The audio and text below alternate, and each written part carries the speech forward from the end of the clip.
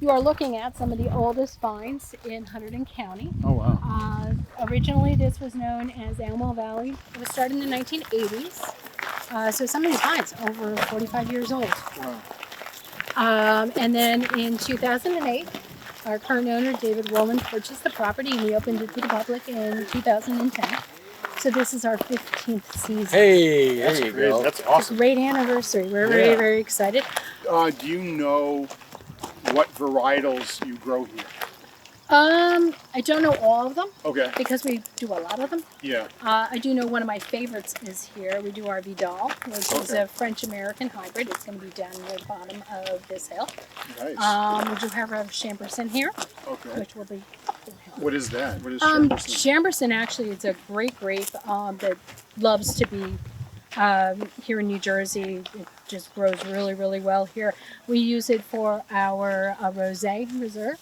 Okay. Which hopefully you guys have a chance to try later. Yeah. So that is a wonderful, wonderful one. But we do have about, I think in this property we have between 14 and 15. In total we make 32 different wines. Oh, wow. Wow. Yes, we do. I have a lot crazy. to learn. And that's the nice thing about Old York Cellars is you come here and you may not know anything about wine. Right. And then they make it very approachable. Yeah. You could say, I know I like white wine. Well, you've got 6, 7, 8 wines you can pick from, and each one's a little bit different. And you may say, "Oh, I don't like Chardonnay." Well, it's because maybe you don't like the oak on it. Well, we make ours without putting it in oak. Oh. So maybe you might suddenly go, "Oh, wow, I really do like it." Yeah, we do it in stainless steel. Yeah, I prefer that, like Chablis. Same. Yeah. And so, but you learn Shabu. why. And now you know why you don't like Chardonnay, because you don't like it being in oak. Yeah. But these are the things we try and teach them and educate them and make them feel like it's approachable. Yeah. And if somebody has an interesting question that they think maybe we won't think is interesting, Yeah. we don't make them feel like it's, they'll say to us, I have a dumb question. There's never a dumb question. Well, that's Yeah. me. That's how I would feel approaching today, because we're going to be pairing food with wine and Yeah, whatnot. yeah. But I am looking forward to it. It's going to be educational. One of my for me. favorite things. Hopefully, educational Yeah. for some guys like me who just don't know wine. Yeah. And it should be a fun one. So when this wine was first bottled, it was a little bit rough, Yeah. and I didn't really love it at first. Yeah. I think we released it several months later, and you can tell after a little bit of aging in the bottle, it was starting to calm down. Yeah. Now that it's been in the bottle for a few years, you can see it's got a really, really look at nice that. color, a little bit Yeah, rusty garnet, looking. yeah. Yep, like Did you get garnet. worried when it was tasting a little rough? No, or you not said- at all. Not at all. Typically, red wines need a little time to get over bottle shock. Yep. The wine is in these barrels, and it gets dumped into these giant tanks, and then it gets bottled, and it's Yeah. really Yeah. moving around, and it needs a little time to just settle down and be calm. So get your nose in here. You're gonna Yeah. get a little bit more of an earthy flavor and a note. So I get some notes of chocolate. I get a little bit of tobacco. I get a little bit of I definitely leather. get the tobacco right away. Yeah. I'm definitely getting more Bordeaux notes in here. This is screaming Bordeaux to me. And then Former smokers like the tobacco. Yeah.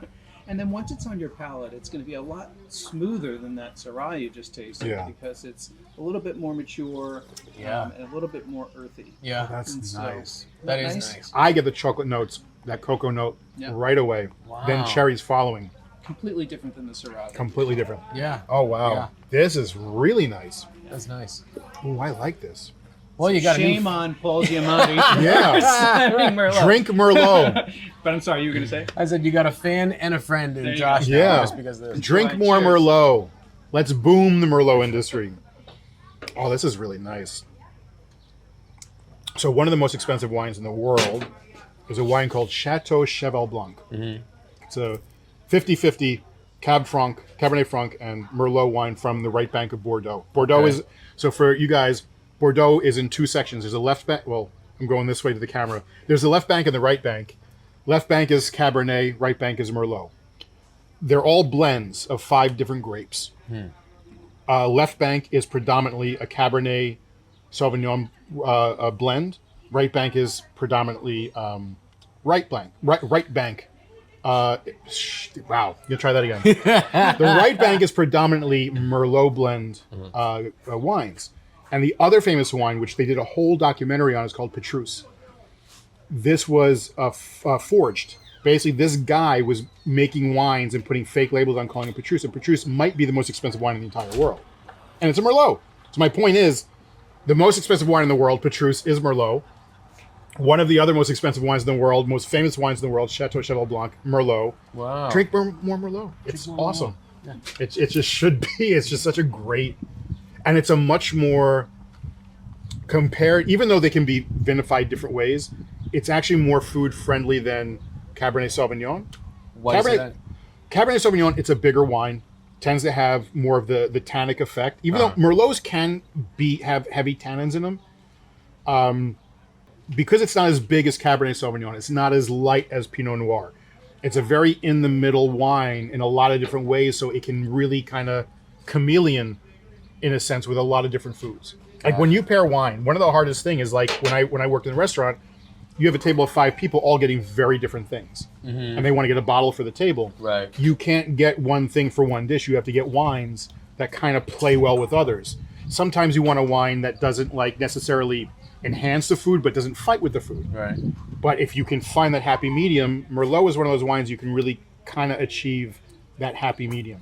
But people don't look at it anymore. It's outstanding. This is really good. Yeah. It's outstanding. This is awesome. How's he doing? Is he just talking out his No, he's butt, doing or- great. He's doing wonderful. How's he doing? How's he doing? I'm not completely I'll full of ask you shit. again when they're not in earshot.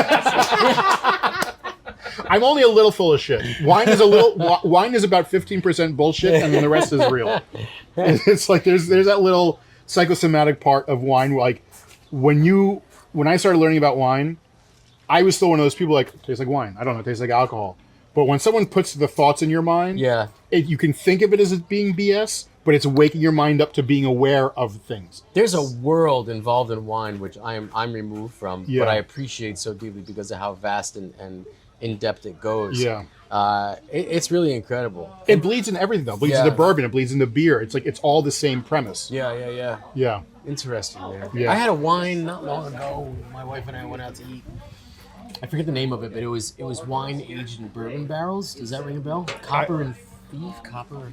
I know which one. Yeah. Copper Thief. Yes. Yeah. Interesting. But I was actually, and like I said, I'm not a big wine person, but I was actually in the mood for wine that night. Yeah. And because I was in the mood for regular wine that night and I got that, I wasn't feeling it. Yeah. You know? Add some flavor. They use rum barrels. Yeah. Yeah. It was good. It was unique, very unique. Yeah. But, yeah. The barrels make a big deal. The barrels make a big deal, like how wine turns out. Every type of wood, how it's treated, where it's from. Like French oak is like the best of the best. It's the most expensive. Right. It's the most sought after.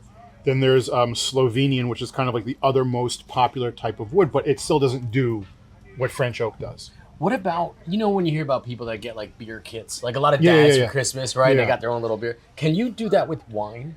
Is wine like a singular thing where it's like someone's making beer on their own? It's just this little kit, You but can't do there are like home winemaking things, but not. It's still way more involved because you have to press juice. yeah, Like to yeah. prep the winemaking process. There's a lot of steps. It can be very complex, and that's why every wine can taste so different, and why every winemaker can put their own stamp on it because it's like their way of doing it. Mm-hmm.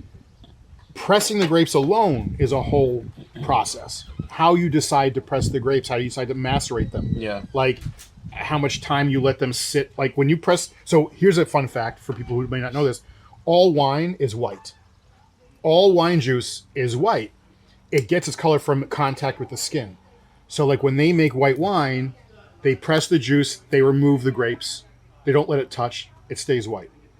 The longer you let it sit in, like the skins and everything and the seeds sit in the juice, the more color it's going to extract.